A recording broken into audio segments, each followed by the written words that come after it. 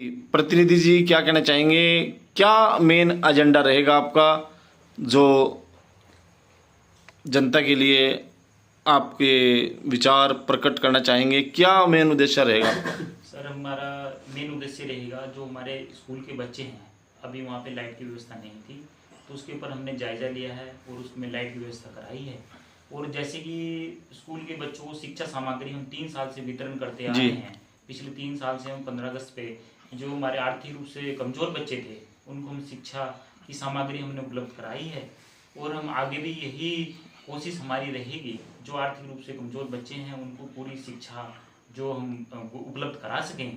और उसके अलावा भी उनकी कोई और सहायता होगी तो आर्थिक सहायता भी हम उन्हें कराने की पूरी कोशिश करेंगे। स्वास्थ्य को लेकर क्या कहना चाहेंगे?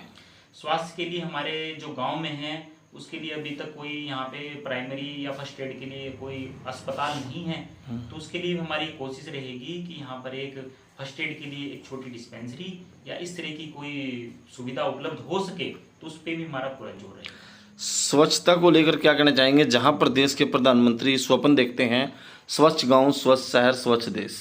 बिल्कुल सर, ये बहुत अच्छी बात आपने कही है कि हमारे प्रधानमंत्री जी ने भी इसके ऊपर बहुत जोर दिया है कि उसके लिए भी हमने सफाई अभियान पिछले कुछ वर्षों 3 वर्षों से हमने उसके ऊपर सफाई अभियान अपने गांव में चलाए हैं। बहुत ही सफलतापूर्वक गांव का उसमें सहयोग भी मिला है और अभी तक हमने 3 सफाई अभियान चलाए हैं, तो आगे भी हम चलाते रहेंगे। बिल्कुल ये समस्या भी हमारे सामने आई है और काफ़ी लोगों ने हमसे शिकायत भी करी थी कि देखिए इस तरीके की जो पात्र के आधार पे हैं उन्हीं को बीपीएल सूची में रखना चाहिए और जिनकी आय वार्षिक आय उसके जो प्रोटोकॉल है उसके अकॉर्डिंग होनी चाहिए। तो ये भी हम उसके ऊपर भी कार्य करेंगे, जो पात्र के आधार पर है हम उनको बीपीएल सूची में लाएंगे। एक सवाल हो रहा है श्रीमान जी, ज़्यादातर कहने का जनता का कहना ये है कि जो प्रधान चेहरा उतरता है मैदान में कोई और, उसका कार्यभार संभालता कोई और।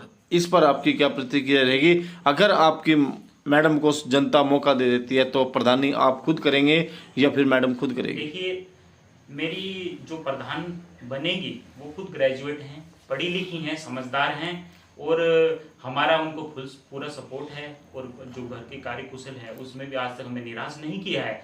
हम अपील करते हैं जनता से कि जो प्रधान बनेगा वही कार्य क्षेत्र में काम करेगा, ये नहीं है कि दूसरा जो प्रतिनिधि है वो क्यों काम करेगा। सर ये हम इसके लिए आपको ये आश्वासन देना चाहेंगे सभी अपने ग्रामवासियों को, जो प्रधान है वही प्रधान क्षेत्र में काम करेगा, जो अपने कार्य क्षेत्र है उसमें कुशलता से काम करेगा। जी, मेरी सभी से यही अपील है कि जब हम सामाजिक कार्यकर्ता थे, हमें राजनीति में आने का हमारा विशेष जो उद्देश्य था वो मैं आपसे साझा करना चाहूँगा। जी।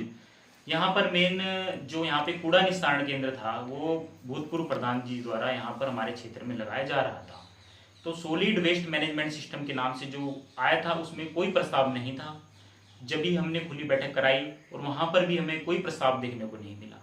तो हमें बहुत खेद है कि इस तरीके के जो गलत प्रोजेक्ट हैं यहाँ पर लगाए जा रहे हैं और जमीन जो अधिग्रहण है भूमाफिया द्वारा जमीन पे कब्जा किया जा रहा है, ये बहुत ही गलत है। हम इसके सख्त खिलाफ हैं और अगर भविष्य में कूड़ा निस्तारण केंद्र यहाँ लगाने की कोशिश की जाएगी तो उसका जो हम उस पर हमारी विशेष रूप से आपत्ति है कि इस तरीके का यहाँ पे काम मत करें।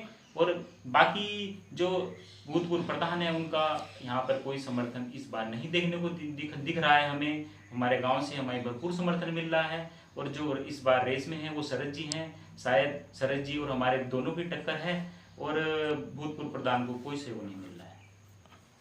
अगर जनता ने आपको मौका दे दिया तो आप जनता की सेवा, जैसे अब ईमानदारी से आप अपने घर घर जा रहे हैं, लोगों की समस्याएं सुन रहे हैं, उसी तरीके से सेवा की जाएगी या फिर फेरबदल किया जाएगा? ज़्यादातर जनता का सवाल यही होता है कि जब हम प्रधान के घर जाते हैं तो प्रधान के घर से आवाज़ आती है कि यहाँ प्रधान जी नहीं हैं। इस पर आप क्या कहना चाहेंगे? नहीं सर, ऐसा नहीं है कि हम वहीं पे अपना ऑफिस बना लेंगे। उधर ज़्यादा जनसंख्या है, इधर कम है। 2 दिन इधर है तो 4 दिन उधर है, खैरी और तेलपुरा में। उन्हें कोई समस्या नहीं आनी चाहिए कि उन्हें इधर भागना पड़े। करना है जिसे भी कोई भी दिक्कत है या कोई परेशानी है हम उनका साथ देंगे और घर घर जाकर उनसे बात करेंगे कि किसे क्या दिक्कत है क्या नहीं। हमारा तो यही उद्देश्य है कि सबको बराबर लाभ मिलना चाहिए, किसी को कोई परेशानी नहीं होनी चाहिए।